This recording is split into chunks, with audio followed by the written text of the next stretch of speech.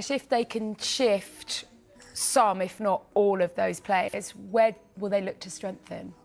Yeah, look, we should reiterate that the focus totally after they brought in Bryan Mbeumo was player sales. But having said that, throughout this transfer window, we have been saying that they are trying to strengthen in the number 9 position. They do want to bring in a striker. They have explored the conditions of a deal for a number of strikers, including Aston Villa's Ollie Watkins, Victor Gyökeres of Sporting, who of course is on his way to Arsenal, Nicholas Jackson from Chelsea, though his price could be really prohibitive. And interestingly, RB Leipzig's Benjamin Sesko, who's been linked not only with Arsenal, but with Manchester United as well for the last 3 seasons or so. Now, the interesting thing about this is the director of recruitment at Manchester United is a gentleman called Christopher Vivell. He knows Sesko really, really well because he actually signed Sesko as a 16-year-old when he was at Red Bull Salzburg. So if you look at United's movements in this transfer window so far, the players that they've brought in the forward areas, Matheus Cunha and Bryan Mbeumo. Ruben Amorim wants them to play in the 2 number 10 roles. But significantly, they are both players who have had significant Premier League experience compared to some of the other signings that they made in the forward areas in recent seasons, the likes of Joshua Zirkzee, Rasmus Højlund and Anthony. You just get the impression that maybe Manchester United feel that they need to have learned lessons from what's happened in the past and bring in players who are ready to go in this transfer window. Exactly. But look, the potential recruitment of a striker, of a number 9, that is likely to happen later in the window, if at all. I'm not saying that is definitely going to happen, but United definitely in the market to bring one in. Right, talking of strikers, next we're going to discuss Arsenal. And then, guys, also important to mention something on Manchester United, because I received many questions from you on the situation of Benjamin Sesko and Manchester United. Well, what I can tell you about this story, guys, is that Manchester United discussed, and it's important to be clear with the fans and to explain the situation. Manchester United discussed several strikers internally. 2 weeks ago, they discussed for the opportunity to go for Ollie Watkins, so a more experienced striker with a different price.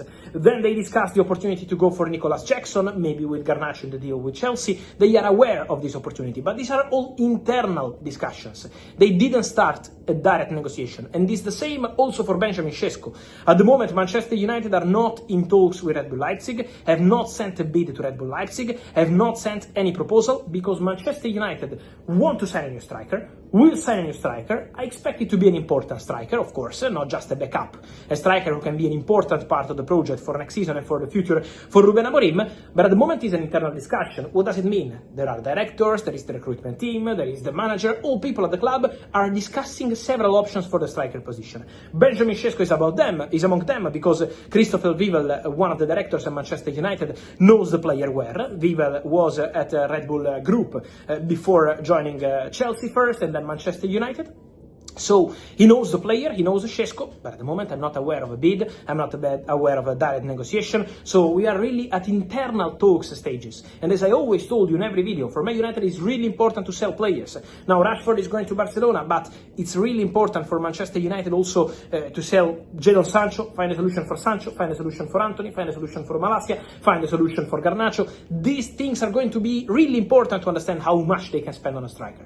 But again, Man United will sign a striker. They want an important one, but before going and saying Sesko is going to Manchester United, we need to wait, because at the moment it's just an internal discussion. Sesko, Watkins, Jackson and more. At the moment it's not decided that it's going to be one of them. So internal discussions ongoing. Man United have decided that they will sign a striker, but still not clear who's going to be the one. So let's wait a few days and then everything will be for sure more clear, because we are entering into the final 40 days. Manchester United's hunt for a proper number 9 is now really heating up, and it's Benjamin Sesko, Ollie Watkins, and Nicholas Jackson who are firmly on the radar.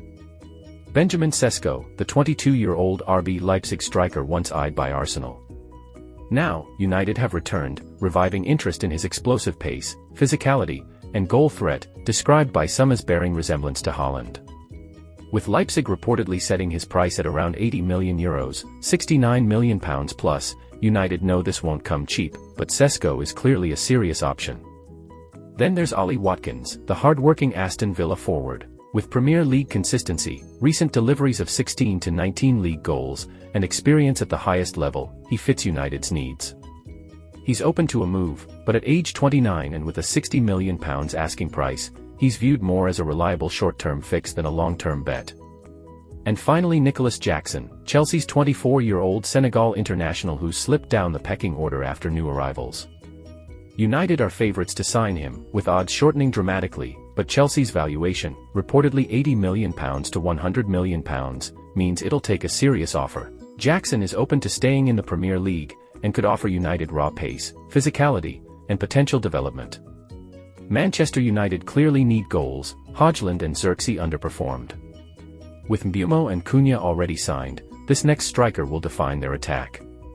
Sesko offers the highest ceiling, but also the highest cost and risk. Watkins is proven and reliable in the Premier League, but is getting older and less resale value. Jackson could be a perfect balance, Premier League ready, open to move, but expensive nonetheless. United will likely need to generate funds. Rashford's loan to Barcelona, possible sales of Garnacho, Antony, or Sancho are being lined up to free up budget. Which striker would best fit United's rebuild under Amorim? Sesko's potential, Watkins's consistency, or Jackson's pace? Drop your thoughts in the comments. And if you enjoyed this transfer update, hit like and subscribe for more verdicts, analysis, and news. Catch you next time.